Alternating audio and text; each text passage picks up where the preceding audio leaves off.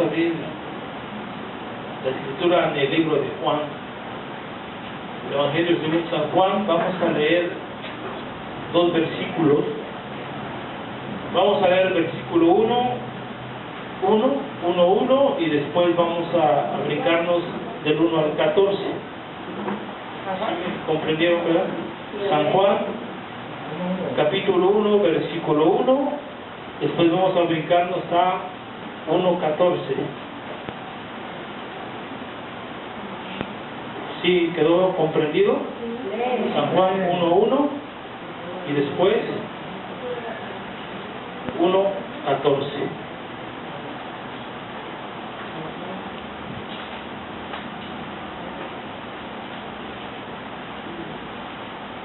Vamos a ponernos de pie, hermanos, los que lo puedan hacer, los que no, está bien, no hay problema.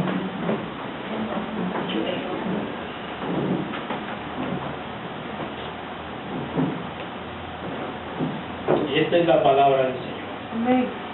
En el principio era el Verbo, y el Verbo era con Dios, y el Verbo era Dios. 1:14. Y aquel Verbo fue hecho carne y habitó entre nosotros, y vimos su gloria, gloria como del unigénito del Padre, lleno de gracia y de verdad. Amén. Pueden sentarse, hermano.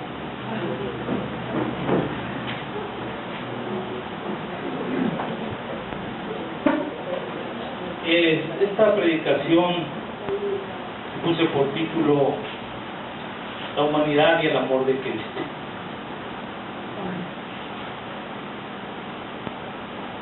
Esta predicación nos va a dejar ver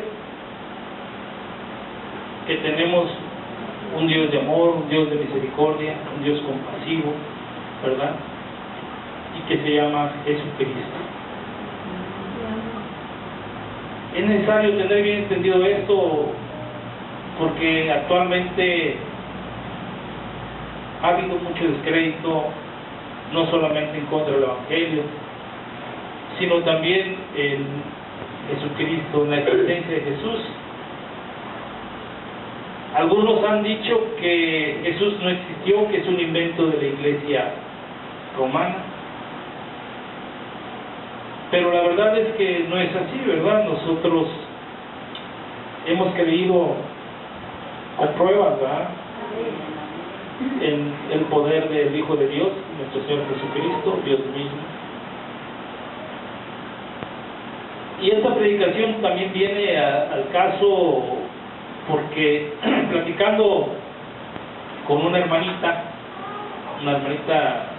se llama Helen, la conocemos. Ella está estudiando psicología y uno de sus maestros le dio a escuchar decir una vez gracias a Dios, y fue y le dijo: ¿qué dijiste? Dije gracias a Dios. No, dice, gracias a ti. Gracias a ti porque tú eres la que hace el esfuerzo, tú eres la que hace todo y no tienes por qué darle las gracias a Dios. Dios no existe, ¿sí? Dios no existe. Todo lo que el hombre hace, lo hace por su propio esfuerzo, por su propia voluntad, por su propio trabajo. ¿Y qué le dijiste? Pues dije, bueno, si usted lo cree así, ¿verdad? Bueno, nosotros tenemos la libertad de creer, ¿verdad? Si él no cree en la existencia de Dios,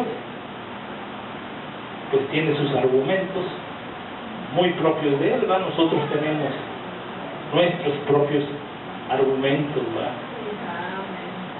Entonces, un argumento es una prueba o una razón para justificar algo, para decir que algo es verdad, ¿sí? Es una acción de nuestro pensamiento, una acción razonable, ¿sí?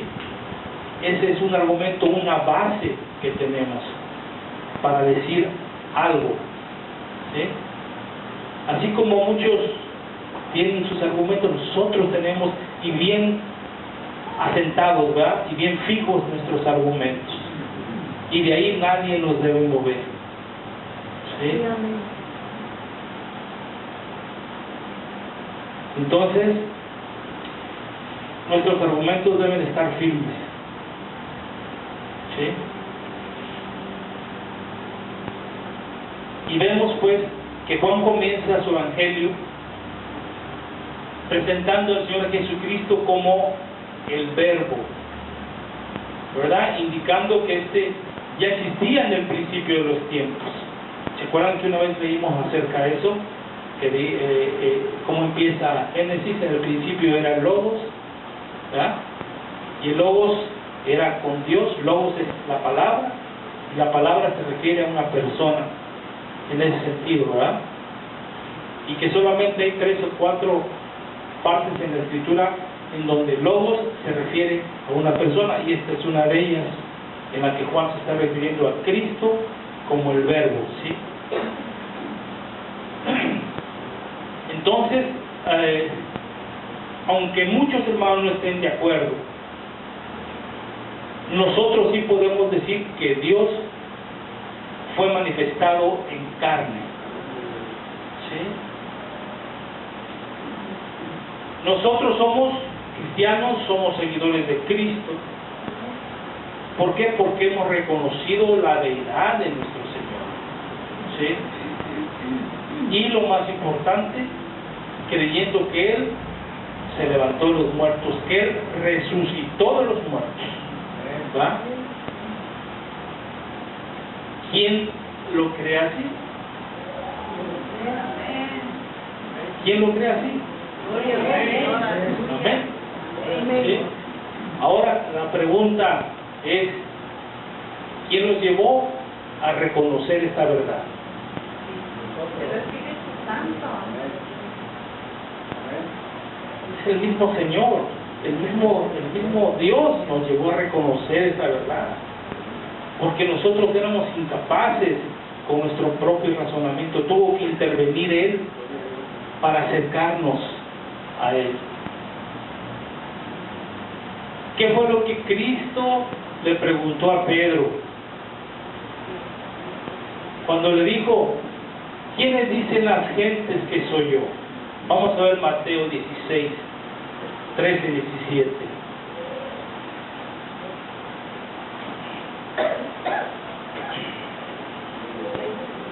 Mateo 16, 13 y 17.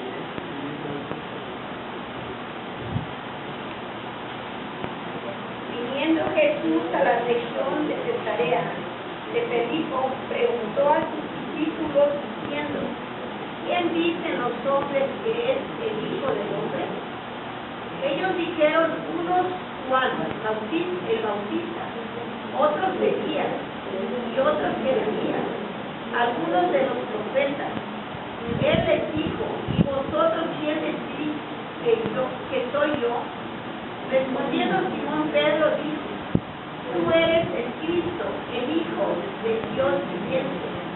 Entonces le respondió Jesús, bienaventurado eres, Simón, hijo de Jonás, porque no te lo reveló carne ni sangre, sino mi Padre que está en los cielos.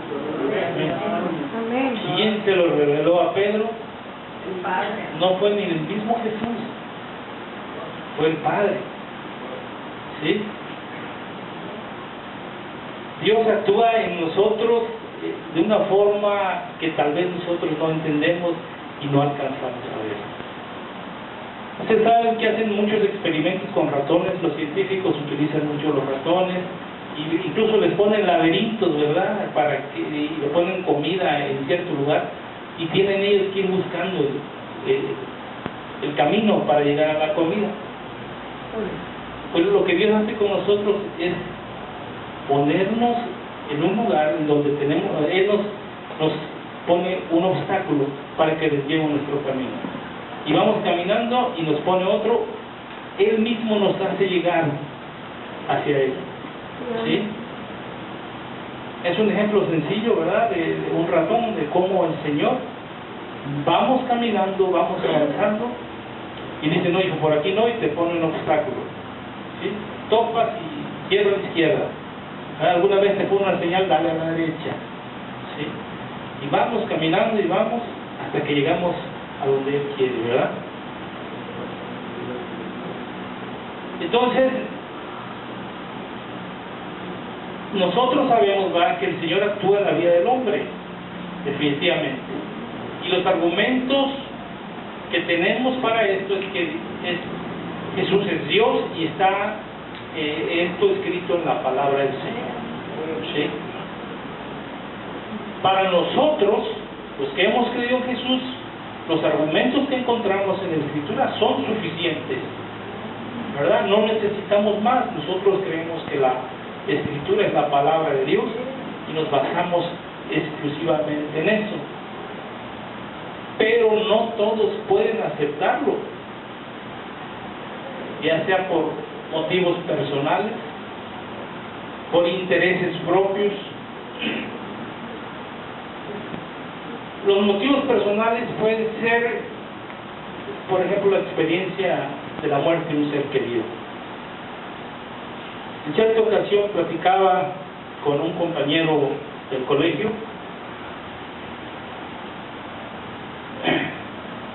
y le hablé yo del Señor. Dice, Dios no existe. Si Él existiera, no se hubiera llevado a mi madre, porque yo le pedí que no se la llevara. Bueno, no podemos torcerle la mano al Señor. No podemos obligar al Señor a que nos conceda una petición, ¿verdad? Recordemos que todo está bajo la voluntad del Señor. Amén. ¿Sí? Y Dios no lo quiso así. Él tiene misericordia de quien Él quiere y de quien tiene misericordia, ¿verdad? Entonces, no es un argumento válido, ¿verdad?, por el hecho de que un familiar haya partido. Yo creo que muchos hemos experimentado la partida de un familiar y no por eso hemos dejado de creer en el Señor, ¿verdad?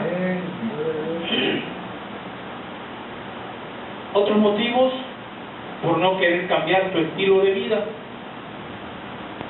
¿sí? Estamos acostumbrados a vivir de una forma, aunque entendemos y comprendemos que lo que hacemos no está bien. Nuestra carne se apega a los deseos terrenales y se nos hace imposible dejarlos, ¿sí? Entonces tú le hablas a una persona de ese tipo y lo primero que piensa es, pero ya no voy a poder hacer esto, ya no voy a poder salir acá, no, pues yo creo que todavía no, ¿verdad? Más adelante, como decía una persona conocida mía, ya falleció, le hablaba a mi papá, era un guía turista, y mi papá le hablaba del Evangelio, y le decía, no, Carranza, mira, dice, yo todavía estoy joven, dice, esto, ya cuando yo me vaya a morir, entonces le voy a pedir perdón a Dios, y ya me voy a salvar, dice, pero, yo todavía no, Carranza, ¿sí? Estoy bien, me divierto, me voy de juerga, me voy de parranda, soy mujeriego, ¿no? Siempre le hablaba a mi papá, a este varón, y un día, ¿qué creen? Apareció muerto en el canal que está aquí en las hamacas. Lo asaltaron, lo ahogaron ahí, y le encontraron arena en los pulmones, se ve que le pusieron la cara en la arena. Y mi papá, lógicamente, en aquel tiempo se entristeció. Yo me entristecí porque me llevaba muy bien con él también, era una persona muy agradable, y también yo le hablé del Evangelio. Y él dijo, mi papá dice, bueno, pues ya solamente es la misericordia de Dios, él sabe, ¿verdad? Pero yo creo que no lo dio tiempo de arrepentirse. Así borracho como estaba, no creo que le haya dado tiempo de arrepentirse, como él decía, que en el último momento se iba a arrepentir. Entonces, muchas veces los motivos son por no querer cambiar un estilo de vida. Otro de los motivos es por no querer ofender a nuestros familiares, ¿verdad? Sabemos, y el Señor lo ha manifestado, que nosotros vamos a tener luchas con los de nuestra propia casa, siempre. Así fue, ¿verdad, mami? Que así fue en un principio, ¿verdad? Teníamos unas luchas en la casa de mi esposa porque no querían saber nada del Evangelio. Sí. Pero mire, Dios conoce a los corazones y Dios pone su mano en las personas y Dios obra. Amén. Amén. Bien, hay suficientes motivos para muchos, ¿verdad? Pero verdaderamente quizás uno de los principales es no querer cambiar su estilo de vida, ¿sí?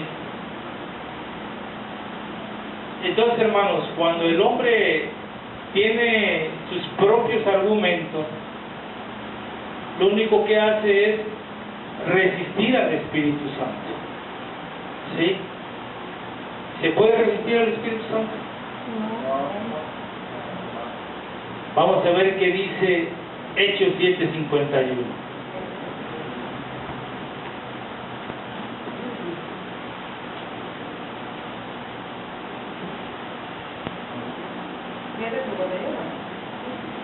¿Sí?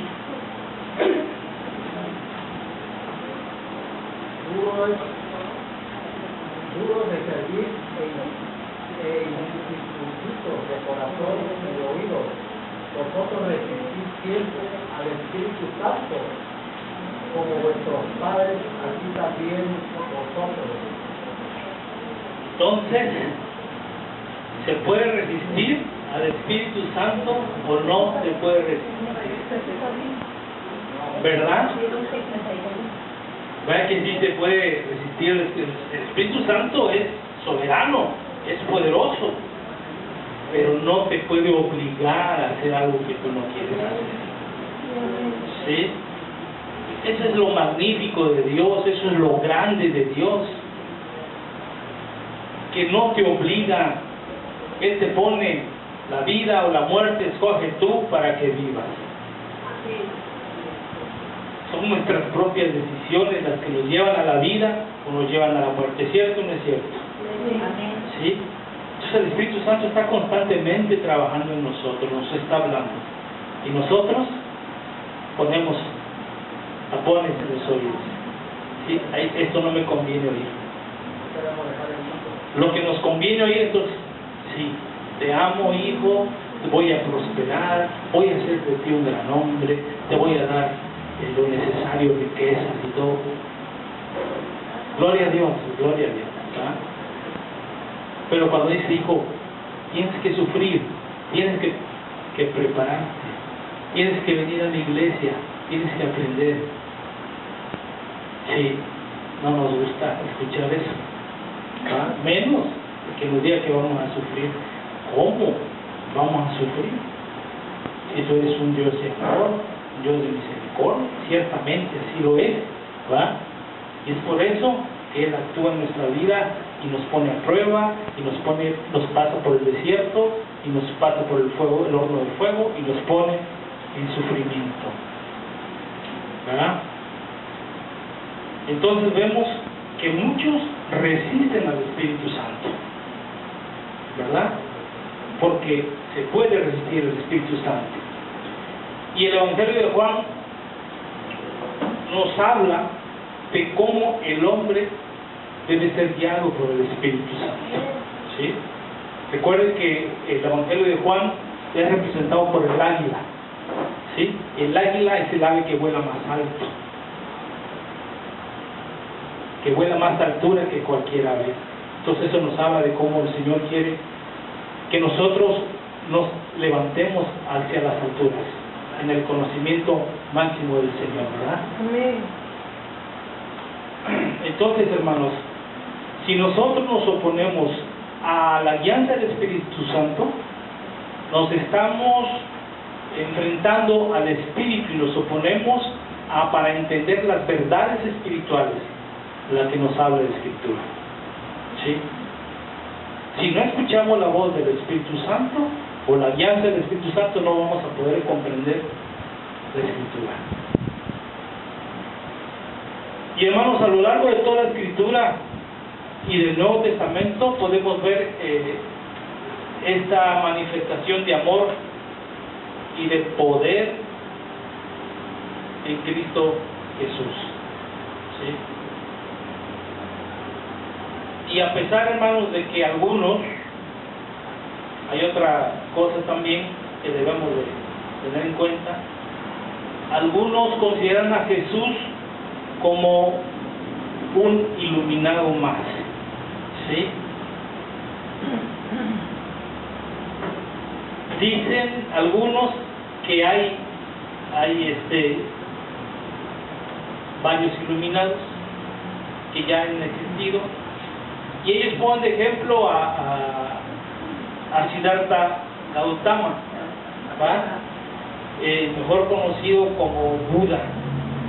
¿Sí? Buda es una palabra en sánscrito. El sánscrito es una lengua antigua que se hablaba en la India, o que se habla, creo que todavía, para cuestiones religiosas. Y Buda es un nombre honorífico para la persona que ha crecido o alcanzado un nivel espiritual. Y dice que esto implica un estado de tranquilidad mental. Entonces, por eso a este hombre, Siddhartha Gautama, se le puso el nombre de Buda, porque había alcanzado un nivel espiritual que a aquellos creo que le llaman nirvana. ¿Sí? Entonces, le decían el que ha despertado a la verdad. ¿Sí? Y lo consideraban representante del dios Vishnu. El dios Vishnu es un dios que está representado con 4 brazos en la India. Traía yo las imágenes, pero tuve un poco de prisa ahora esta mañana y se me olvidaron. La próxima vez tal vez lo podemos ver. El dios Vishnu, un ídolo representado con 4 brazos. Decían que ese era el representante, Buda, el representante del dios Vishnu. ¿Sí? Hay otro personaje también que conocemos como Krishna. ¿Quién ha oído hablar de los Krishnas? Yo creo que la mayoría hemos oído hablar de los Krishnas. Igualmente dicen que es otro representante del dios Vishnu. Y este es uno de los dioses que más se adora en la India. Pero de ninguna manera, hermano, puede compararse con el Señor Jesús. Ninguno de estos personajes ni siquiera le llega a la planta de los pies. ¿Sí? Hablando del nacimiento de Jesús, Jesús fue engendrado ¿por quién? Por el Espíritu Santo. Buda y Krishna fueron engendrados por 2 personas. ¿Sí? Por hombres. ¿Verdad? El nombre de Jesús está por encima de ellos. ¿Sí? Nombre sobre todo nombre. Consejero, Dios fuerte, Padre eterno, Príncipe de paz, Dios con nosotros. ¿Verdad? Entonces, ninguno de ellos tampoco dijeron, yo soy el camino. Ninguno de ellos dijo, yo soy el camino. Yo soy la verdad, yo soy la vida. Y nadie viene al Padre si no es por mí. ¿Verdad? Ninguno de ellos igualó a Jesús en milagros. ¿Verdad? Los milagros de Jesús los seguimos viendo actualmente. ¿Verdad? Ellos ya no hacen milagros. Y ni hicieron milagros. Ellos se murieron, se quedaron enterrados en la tumba. Y no sé si Jesús haya tenido misericordia de ellos, les haya ido a predicar también. ¿Verdad? Jesús murió y resucitó por sí mismo. ¿Verdad? Entonces, de ninguna manera, hermano, puede haber comparación. entre estos personajes y el Señor Jesucristo. Cristo es la revelación universal del amor de Dios para nosotros, para los hombres. Entonces, Dios se hizo presente en la tierra, ¿verdad? Y se hizo presente en forma de hombre. ¿Por qué? Porque esta era la única forma de que Él pudiera estar entre nosotros. La única forma de que nosotros pudiéramos ver su presencia. ¿Sí? Dice Juan 1:14, y el Verbo se hizo carne y habitó entre nosotros y contemplamos su gloria, como la gloria del unigénito del Padre, lleno de gracia y de verdad. ¿Sí?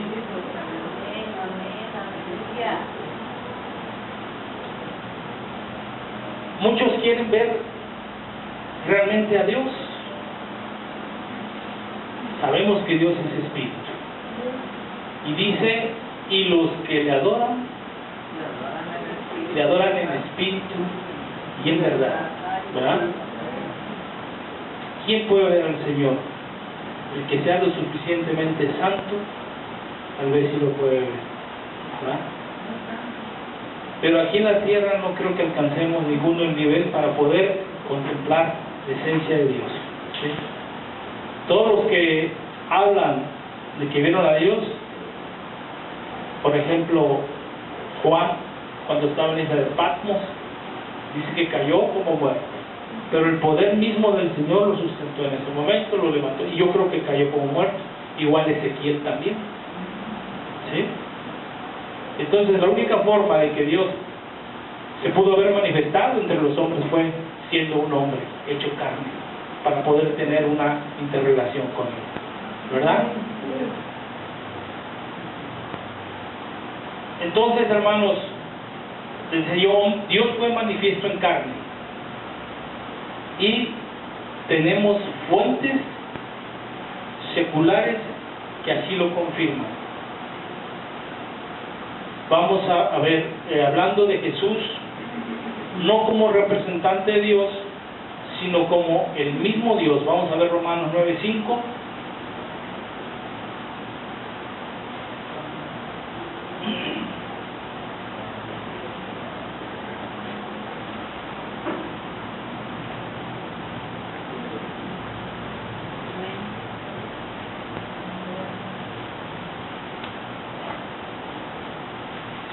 Romanos 9:5, ¿lo podemos leer todos?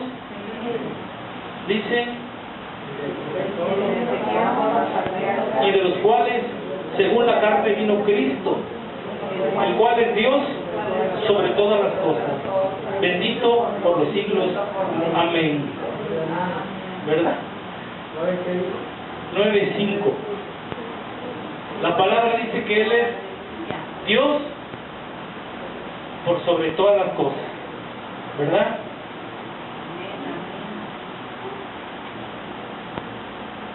Y a pesar de que muchas personas tienen acceso y han leído estos argumentos, hay algunos que todavía lo dudan, todavía no creen que Él haya existido, pero tenemos fuentes históricas también, fuentes seculares, ¿verdad?, que nos muestran que Jesús hizo presencia, que Dios hizo presencia aquí en la tierra. Hay una descripción de Jesús que podemos encontrar en internet, ¿sí? Y yo la busqué y la escribí, se la voy a leer. Esta es una descripción que hace un procónsul romano, un gobernador, ¿sí?, que se llama Pluvio Lentulus. Creo que en algunas ocasiones ya la leí anteriormente. Pero dice así: ha aparecido en nuestros días un hombre de gran virtud llamado Jesucristo, que vive entre nosotros y es conocido por los gentiles como verdadero profeta. Pero sus propios discípulos le llaman Hijo de Dios, resucita a los muertos y cura toda clase de enfermedades. Es un hombre de estatura alta y de semblante muy venerable. Todo el que le mira puede amarle y temerle. Los cabellos son de color castaña, muy madura, lisos hasta las orejas, más abajo son brillantes y erizados. Usa una crenche a la manera de los nazarenos. Su barba un poco poblada de color parecido a los cabellos, no muy larga, pero rizada. Sus ojos claros y grises. Cuando reprende, inspira miedo. Cuando amonesta, es cortés. Su conversación es muy agradable, pero grave. Nadie le ha visto reír, pero sí llorar. Sus brazos y manos son muy vistosos. Esta es una descripción que hace este procónsul romano, y aunque es una descripción que muchos consideran que no es auténtica, ¿verdad? Es un documento que existe en las bibliotecas romanas, ¿verdad? No es la única fuente que hay. También está la fuente del historiador Josefo, Flavio Josefo, que fue el historiador de la época de Jesús, y un historiador judío también.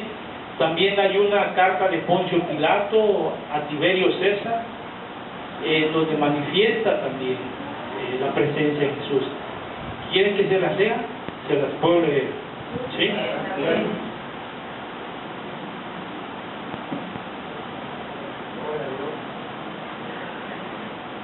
Esta descripción viene en un libro que se llama Contendiendo por la Fe. ¿Sí?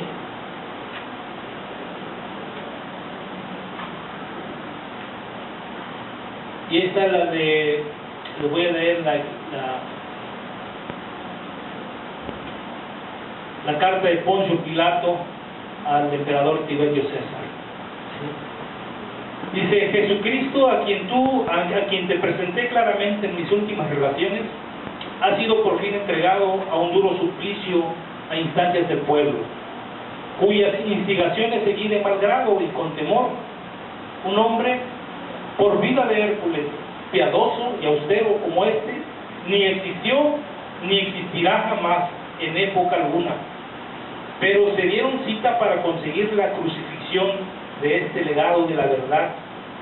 Por una parte, un extraño empeño del mismo pueblo, y por otra, la confabulación de todos los escribas, jefes y ancianos contra los avisos que les daban sus profetas, y, a nuestro modo de hablar, las síbilas,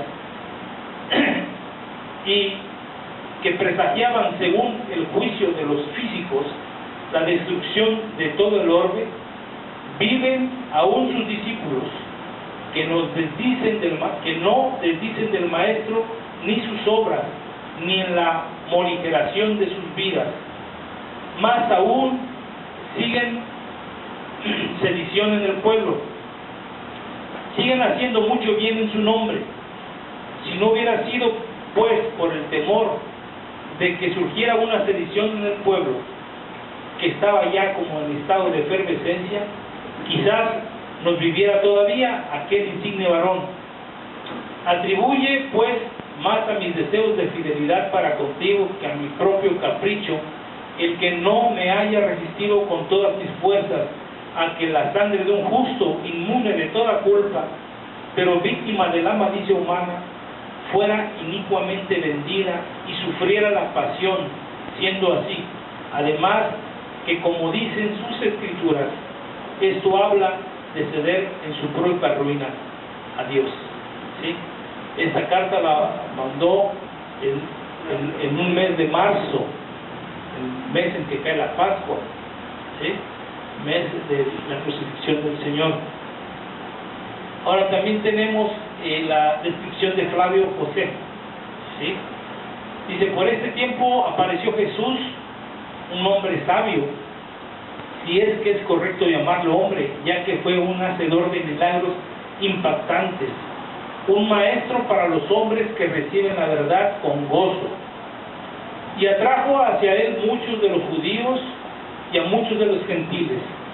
Él era el Cristo, y cuando Pilato, frente a la denuncia de aquellos que son los principales entre nosotros, lo había condenado a la cruz, aquellos que lo habían amado primero no lo abandonaron, ya que se le apareció vivo nuevamente al tercer día, habiendo predicho esto y otras tantas maravillas sobre él los santos profetas.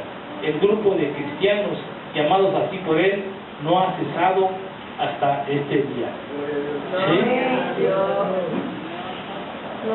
Entonces, no ha cesado hasta este día, hermanos, ¿verdad? Para nosotros también. Damos testimonio, ¿verdad?, de que Jesús vive y que está actuando en nuestra vida, en nuestro corazón. ¿Sí?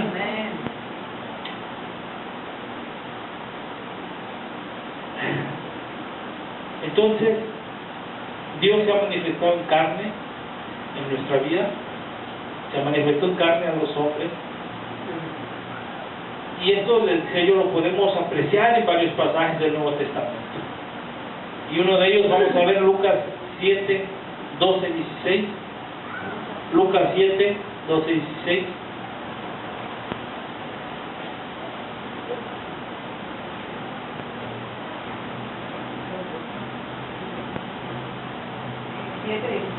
¿7, 12 al 16?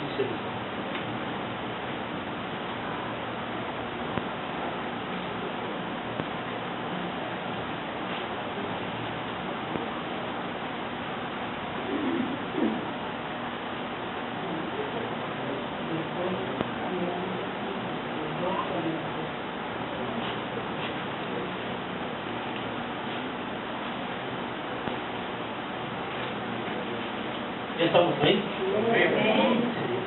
Aquí vamos a ver cómo Jesús muestra su amor, muestra su misericordia, ¿sí?, y muestra el carácter de su Padre. Amén. Dice: cuando llegó cerca de la puerta de la ciudad, he aquí llevaban a enterrar a un difunto, hijo único de su madre, la cual era viuda, y había con ella mucha gente de la ciudad. Y cuando el Señor vio, se compadeció de ella y le dijo: no llores. Y acercándose tocó el féretro, y los que lo llevaban se detuvieron, y dijo: joven, a ti te digo, levántate. Entonces se incorporó el que había muerto y comenzó a hablar, y lo dio a su madre. Y todos tuvieron miedo y glorificaban a Dios, diciendo: un gran profeta se ha levantado entre nosotros, y Dios ha visitado a su pueblo, ¿verdad? Dios ha visitado a su pueblo, ¿sí? Entonces, lo que hay que apreciar aquí, hermanos, es el sentimiento de compasión del Señor, ¿sí? Vio el sufrimiento de la madre, vio que era su único hijo, y fue movido a misericordia, a compasión, ¿sí? Y dice que detuvo él el féretro. Iban caminando y él lo detuvo, puso la mano y detuvo el féretro, y con su simple voz solamente: joven, a ti te digo, levántate, ¿verdad? Y cuando vieron esto, que dijeron: Dios ha visitado a su pueblo, ¿sí? No dijeron: mira este profeta, qué poder tiene, ¿sí? Dijeron: Dios ha visitado a su pueblo. Y esa es una muestra de cómo el Señor se compadece, hermanos, de nosotros. Pero a veces nos preguntamos: Señor, ¿por qué tanta desgracia? Podemos decir, como la situación que se está viviendo ahora: Señor, ¿por qué tanta desgracia en estos tiempos? Si tú eres un Dios de amor, si tú te compadeces, ¿sí? ¿Por qué hay tanta desgracia? Dice la Escritura que Dios hizo al hombre perfecto, pero ellos buscaron su propio mal. Todo esto no es consecuencia de Dios. Todo esto es consecuencia de los hombres, hermanos. Si los hombres fueran rectos, si los hombres hubieran hecho las cosas bien, esto no hubiera pasado, ¿verdad?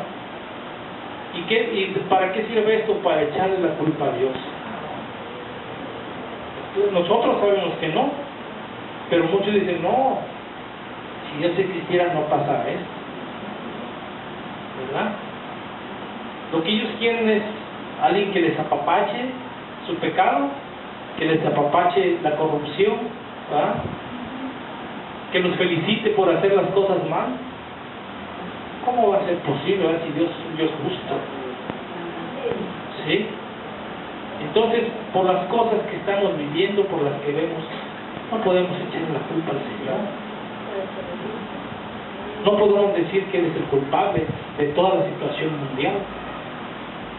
Es el mismo hombre el que ha provocado el caos, el que ha destruido la tierra, el que ha provocado que animales se extingan, ¿sí?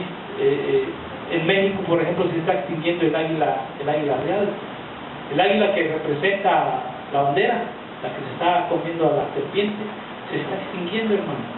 ¿Por qué? Porque hay hombres que se dedican a cazarlas, a venderlas y hacen negocio con ellas, ¿verdad? Entonces, ¿se está extinguiendo por culpa de Dios o por causa del hombre? Se está extinguiendo por causa del hombre, ¿verdad? ¿Sí? Entonces, Jesús mostró su compasión con la viuda, pero también Jesús llora por los que lo ignoran, hermanos, ¿sí? Por los que lo rechazan, ¿sí? Vamos a ver Lucas 19:41.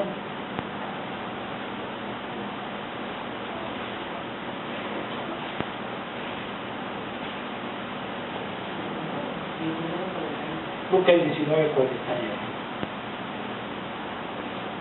Cuando llegó cerca de la ciudad, al verla lloró sobre ella. Seguimos con el 42. Diciendo, oh, sí, también tú conocéis Si tú conocieses, a lo menos en tu día, lo que es para tu paz, más ahora está encubriendo tus ojos. y el 43 dice, porque vendrán días sobre ti, cuando tus enemigos te rodearán con vallado, te sitiarán y por todas partes te estrecharán. ¿Sí? Estaba triste, estaba llorando el Señor, porque fue ignorado por su pueblo. ¿Sí? Fue ignorado como el Hijo de Dios. Y se lamentaba él y decía, pues yo quise advertirte para hacerte menos pesada tu carga. ¿Sí? Yo quise advertirte para que tuvieras la esperanza fija en tu corazón, pero tú me ignoraste, tú me despreciaste. Y Jesús lloraba. ¿Y quién era el que lloraba, hermanos? Dios era el que lloraba. ¿Sí? ¿Quién recuerda el testimonio de la niña que visitó el infierno? Lo pasamos aquí, de la niña, ¿verdad? Que dice que ella iba con Jesús caminando, dice, y que sentía sus lágrimas. Dice, y Jesús lloraba, lloraba. ¿Sí? El sentimiento, hermanos, que había en el corazón del Señor Jesús es el mismo que hay ahora. ¿Sí? El mismo que hay ahora. Él sigue viendo el desprecio de la gente por su palabra. Y Él sigue llorando. Yo creo que todos hemos experimentado un desprecio y cómo nos sentimos. Algunos nos dan ganas de llorar, algunos lloramos, ¿no? Sobre todo los jóvenes cuando los desprecia la novia. ¿Ah? Gracias a Dios que yo nunca sufrí desprecio.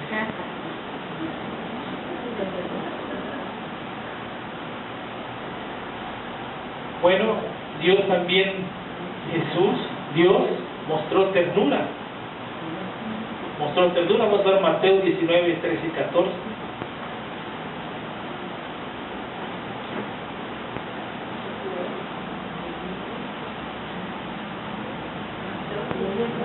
Mateo 19, 13 y 14.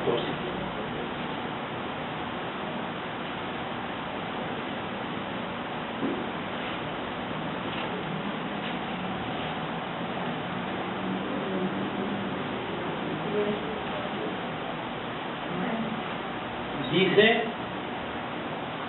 entonces fueron presentados unos niños para que pusiese las manos sobre ellos y orase, y los discípulos les reprendieron. Pero Jesús dijo, dejad a los niños venir a mí y no os les impidáis, porque de los tales es el reino de los cielos. Y habiendo puesto sobre ellos las manos, se fue allí. Este es un cuadro, hermanos, que tal vez no lo podemos imaginar, ¿verdad? Pero estaba el Señor y llegó un grupo de personas con niños y se los quisieron presentar a Jesús. Y los apóstoles, ¿verdad?, muy en su papel de cuidar al maestro, no pueden pasar porque el maestro no puede atender a los niños. Dándose cuenta Jesús, les dijo, déjenlos pasar. Y poniéndose a un niño, ¿verdad?, entre sus piernas, abrazándolo, le dijo, dejad a los niños venir a mí, porque de los tales es el reino de los cielos. ¿Sí? ¿Verdad? Mostrando la ternura que había en su corazón, ¿verdad? Y los puso a los niños como ejemplo. El que no tenga un corazón como el de este niño no puede ver el reino de Dios, ¿verdad? Gracias a Dios que aquí todos tenemos un corazón de niño, ¿verdad, hermano? Por eso nos gusta luego ir a jugar fútbol. Entonces, hermanos, Dios muestra ternura también y la sigue mostrando para con nosotros, ¿sí? Y también el Señor nos muestra que está al tanto de la necesidad de cada uno de nosotros, de la necesidad de los que le buscan, ¿sí? Vamos a ver Lucas 9, 12, 17.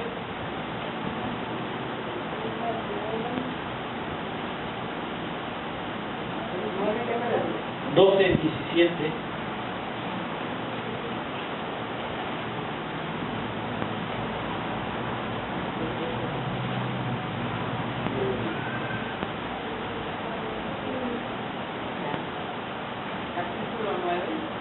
Sí, 9, 12, 17. Así es.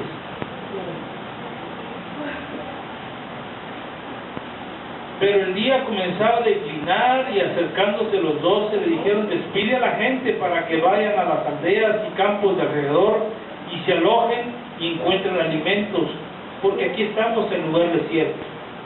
Él les dijo, dadle vosotros de comer.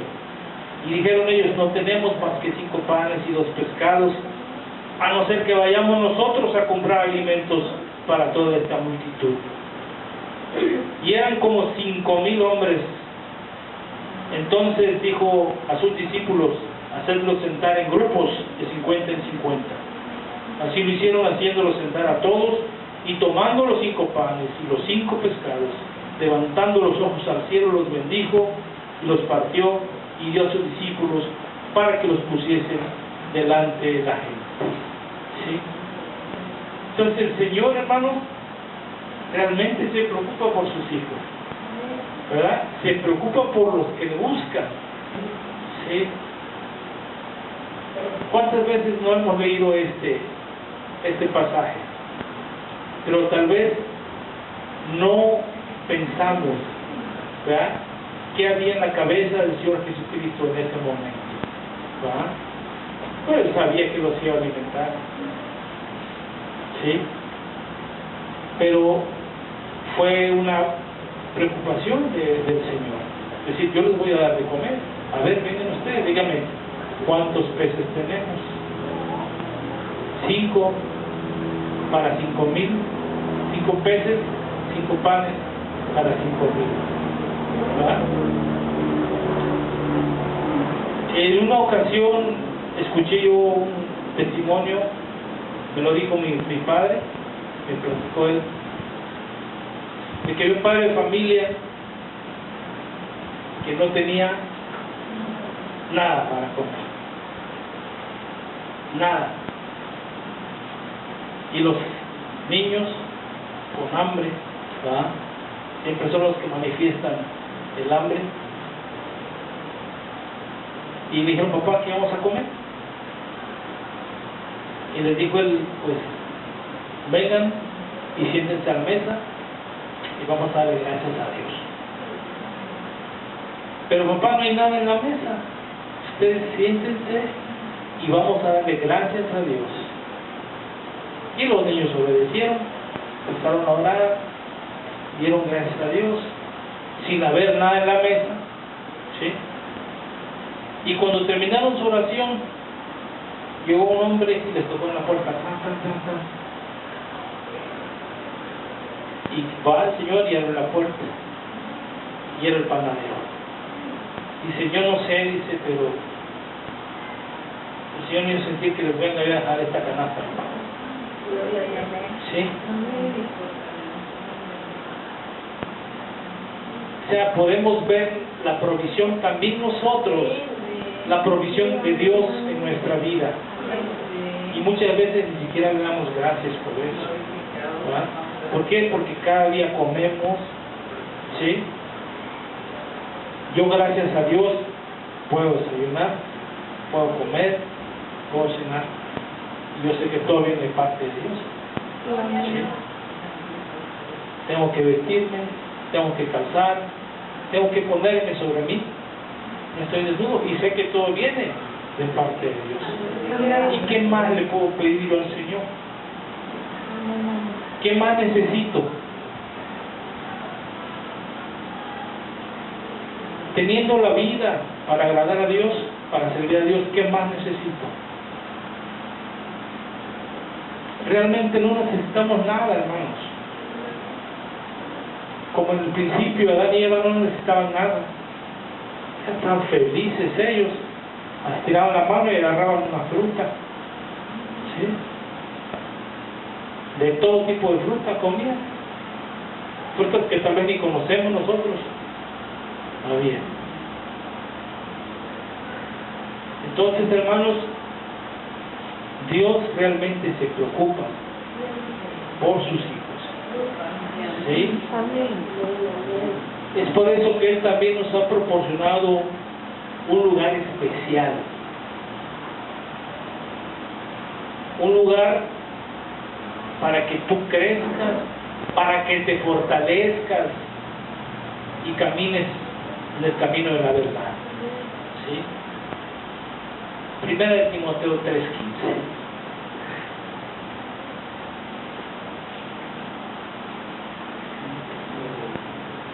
Primera de Timoteo 3:15.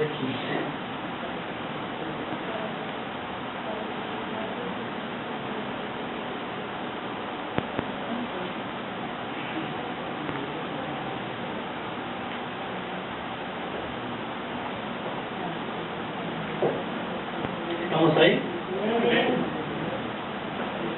Dice, para que si tardo, sepas cómo debes conducirte en la casa de Dios, que es la iglesia del Dios viviente, columna y baluarte de la verdad. ¿Lo leímos todos? ¿Sí? Ahora, ¿qué es la iglesia? ¿Qué es la iglesia? Aquí dice que la iglesia es la casa del Dios viviente, no es el edificio, ¿eh? Somos nosotros. ¿Sí? Nosotros somos la casa del Dios viviente. ¿Y qué dice que es? Columna y baluarte de qué? De la verdad.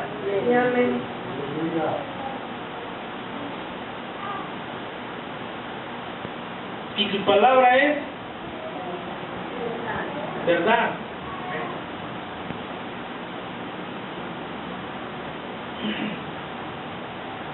Y yo te quiero hacer una pregunta, hermano.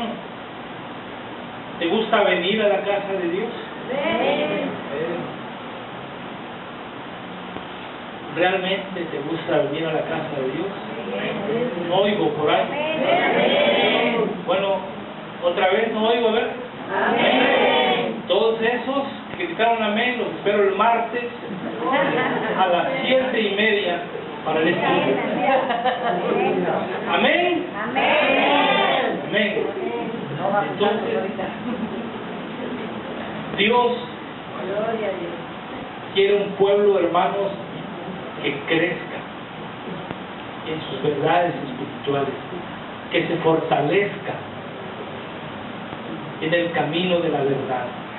¿Para qué? Para que podamos nosotros sostener a otros y ayudarnos, hermanos, unos a otros. ¿Sí? Debemos de esforzarnos, hermanos, debemos de poner parte de nosotros también para caminar en la verdad, en el amor de Dios, para sentir compasión por nuestros hermanos, para sentir amor por nuestros hermanos, para sentir ternura por nuestros hermanos, para tener misericordia por nuestros hermanos. Amén. Vamos a terminar con esta lectura. 1 Timoteo 3:16.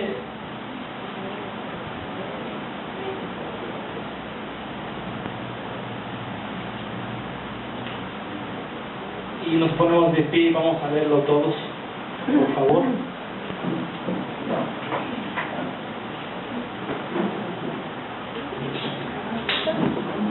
Primera Timoteo 3:16.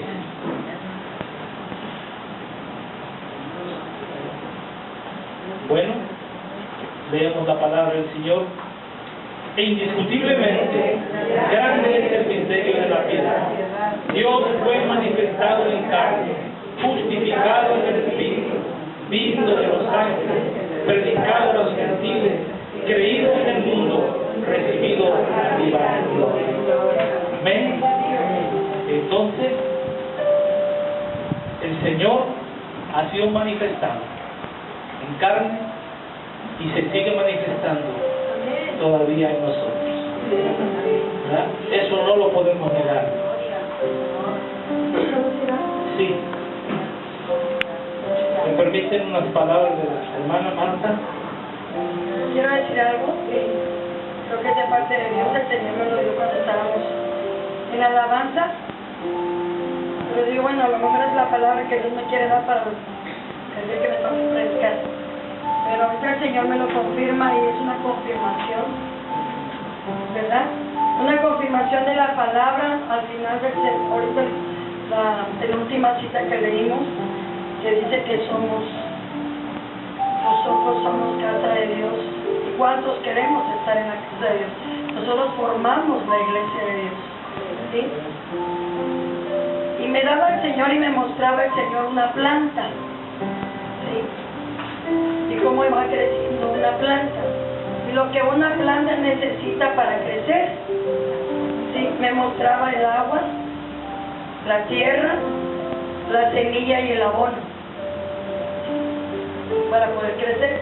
Todos sabemos que estos son cosas fundamentales para que pueda crecer una planta. Y al mismo tiempo el Señor me ponía 4 verdades para crecer espiritualmente. Y me mostraba el Señor orar, leer la Biblia, la alabanza y la iglesia, la congregación. ¿Sí?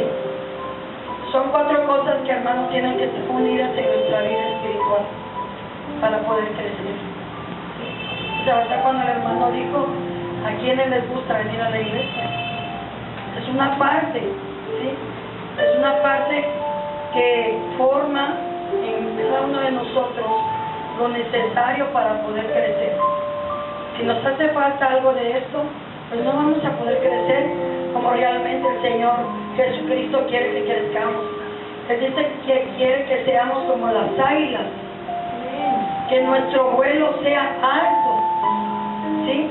Y Él quiere que seamos altos en el conocimiento de su palabra. Y para eso tenemos que tener estos 4 fundamentos necesarios para poder crecer. Amén. Vamos a entonar un canto.